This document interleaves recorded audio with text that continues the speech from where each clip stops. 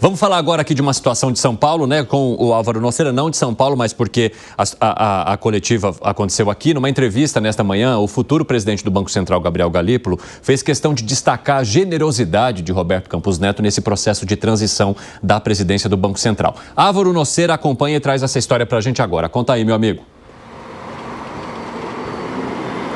Boa tarde para você, Evandro, a todos que nos acompanham aqui no 3 em 1. Pois é, durante uma coletiva de imprensa, Gabriel Galípolo, futuro presidente do Banco Central, saiu em defesa de Roberto Campos Neto, que sempre ali foi alvo do governo federal. Inclusive o presidente Lula já o classificou como adversário. E Gabriel Galípolo, então, ele disse que Campos Neto foi muito generoso com ele nessa passagem de bastão, que ele recebeu muito espaço de fala durante as reuniões, recebeu também orientações e elogiou o trabalho de Campos Neto à frente do Banco Central. Nós separamos a fala de Gabriel Galípolo, vamos acompanhar.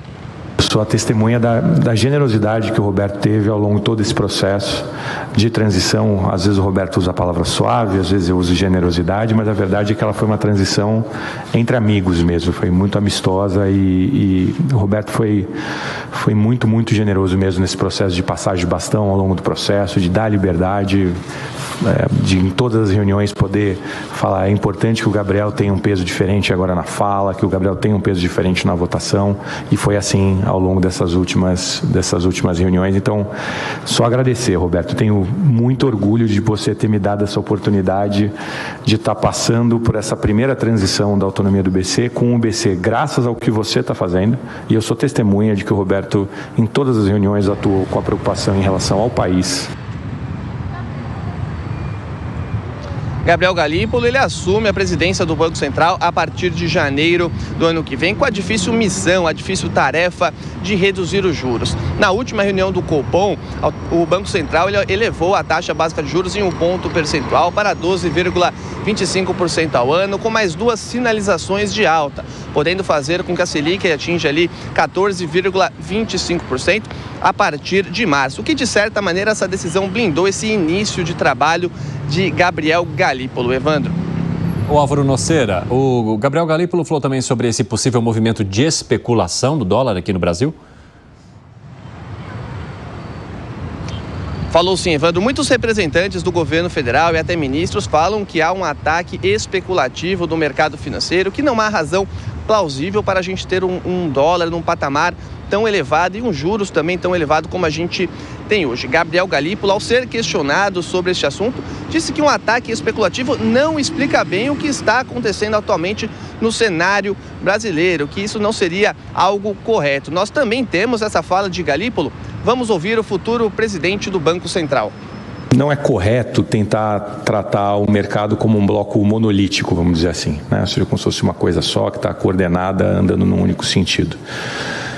Basta a gente entender que o mercado funciona geralmente com posições contrárias, né? Para existir um mercado, precisa existir alguém comprando e alguém vendendo. Então, toda vez que o preço de algum ativo se mobiliza em alguma direção, você tem vencedores e perdedores, né? Então, eu acho que a ideia de ataque especulativo enquanto algo coordenado não representa bem. Eu acho que a gente pode estar explicando como o movimento está acontecendo no mercado hoje.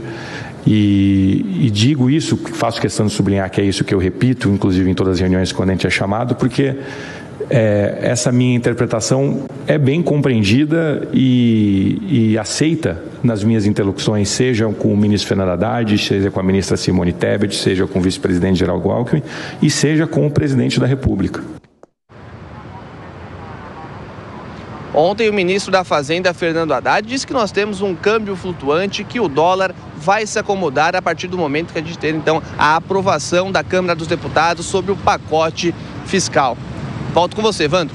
Obrigado, Álvaro. Daqui a pouco eu te chamo novamente para a gente falar um pouquinho desse lance do dólar, então, e sobre as cotações. Mas, Alan Gani, como é que você vê essa fala do Galípolo bastante sedosa ali com Roberto Campos Neto sobre esse processo de transição? Uma ótima sinalização, mostra tudo indica que ele vai continuar o trabalho, aliás, o excelente trabalho de Roberto Campos Neto. E a grande decepção para Fábio Piperno, que apostava num Gabriel Galípolo, né, subserviente ao governo, aceitando todas as pressões políticas, e o coração de Fábio Piperno está partido igual do ministro Múcio. Só quero trazer um destaque aqui para vocês no nosso 3 em 1, porque contei que a gente está acompanhando a votação do pacote de corte de gastos lá no Congresso Nacional. A Câmara aprova, então, em segundo turno, essa proposta, e eles estão analisando os destaques para que ela possa ser encaminhada, então, ao Senado. A atualização feita. Fala, Piperninho. Depois dessa eloquente defesa que a Alan Gani fez, eu só diria uma coisa: eu gosto muito dessas transições civilizadas. Eu acho bacana mesmo isso, pode até parecer um pouco piegas e tal, mas, pô, eles trabalharam juntos, eles foram amigos, ele não vai sair atirando e falar, olha, ele tá indo embora, mas, Roberto, eu discordei de tudo que você fez até hoje, mas como você era o meu chefe, não é isso, não se trata disso, até porque o Galípolo também é alguém que vem do mercado, ele não caiu de Marte para o Banco Central. Aliás, ele falou até a mesma frase que o Gani sempre pronuncia aqui, que o mercado não é um monolito. Não é isso, monolito. Né? E falei ontem, eu falei, se está saindo... Sempre, eles estão muito alinhados. Gani está muito alinhado com o Gabriel Galípolo. E olha, parece até que o Galípolo acessou o Gani na inteligência artificial, como o Kobayashi fez outro dia aqui, para pegar o discurso todo. Agora, é importante isso, mas vamos ler nas entrelinhas também, né? Quer dizer, veja, ele tem total razão, e quando ele diz o mercado não é um monolito, eu também posso entender o seguinte: não sendo um monolito, o mercado comporta decisões técnicas conflitantes às vezes, porque não há só uma forma de pensar a economia. Concorda, Segré? Estou adorando o Gabriel Galípolo. Eu sou fã de Gabriel Galípolo agora. Não, mas porque ele está sendo técnico, ele não está sendo político. Ele mostrou, pelo menos até agora, que não vai pegar a canetada olhando para o Planalto dizendo, e aí, presidente, você quer que eu desça a taxa de juros? Quero. Então está descendo. Não. E ao elogiar o Roberto Campos Neto, de alguma maneira também está desautorizando todas as críticas que o presidente Lula fez àquele rapaz que era um adversário. Porque agora apareceu um novo rapaz, se chama Gabriel Galípolo, e ele está mostrando que vai fazer uma presidência técnica.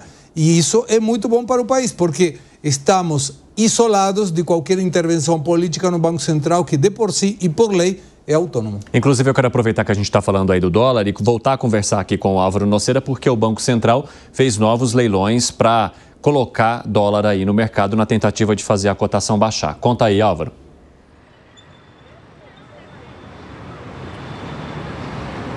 Pois é, Evandro, o dólar ele vem ali quebrando vários recordes negativos e o Banco Central vem fazendo diversas intervenções para impedir o avanço da moeda americana. Hoje, pela manhã, o BC vendeu 3 bilhões de dólares no primeiro leilão, depois ele fez mais um e vendeu mais 5 bilhões. Desde a última semana, quando começou essa série de intervenções para conter o avanço do dólar, já foram então 15 bilhões de dólares leiloados. O presidente do Banco Central, Roberto Campos Neto, falou sobre este patamar elevado da moeda americana, disse que isso é um reflexo de diversos fatores e que o Banco Central não vai conter esforços para pressionar e tentar diminuir o dólar. Nós temos a fala de Roberto Campos Neto, vamos ouvir. A gente teve uma confluência de fatores, a gente teve vamos dizer assim, uma percepção por parte do mercado de piora no cenário fiscal por uma frustração. A gente tem, ao mesmo tempo, uma percepção que os fatores causadores da desinflação americana têm algum questionamento em relação a isso, e isso culminou ontem com a reunião do FED. A gente tem uma percepção, a gente tem um questionamento em relação à política americana nova, essa política, vamos dizer assim, principalmente na parte externa, o que isso gera de fluxo. Então, a gente teve vários fatores confluindo ao mesmo tempo, num período que geralmente a gente tem já uma sazonalidade de saída e que às vezes tem liquidez reduzida. E é por isso que a gente está fazendo a intervenção na forma como nós estamos fazendo, mapeando o fluxo dia a dia.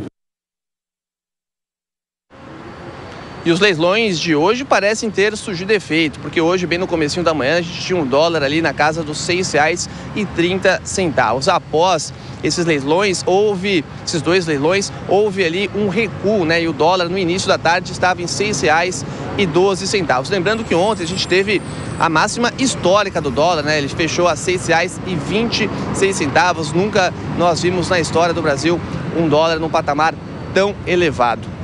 Volto com você, Evandro. Valeu, Álvaro. Bom trabalho para você aqui em São Paulo. Diga, Gustavo Segré. É um dado não menor. Em 2018 foi estabelecida pela diretoria colegiada que poderia utilizar 2,5% do total das reservas para vendas à vista. Na época da pandemia, esse valor subiu para 5%. Esses 8 bilhões que foram colocados é o recorde, inclusive superando a intervenção na pandemia, que foram 5 bilhões. O objetivo dessa fala é que o Banco Central, se não mudar através da diretoria colegiada, não tem muito mais para colocar à vista nesse mês, não. Porque ele estaria ultrapassando 2,5% das reservas que foi colocado em 2011 pelo diretor de política monetária, Gabriel Galípolo. Importante, Gustavo Segré.